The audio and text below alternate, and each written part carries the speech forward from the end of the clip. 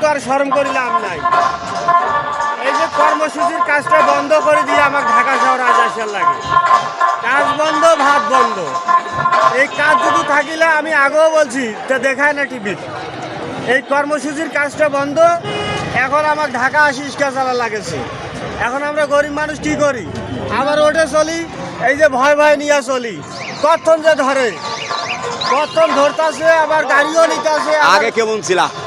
আগে তো ভালো, এখন আর অত ভালো নাই। বাস্তব যেইটা সেইটা।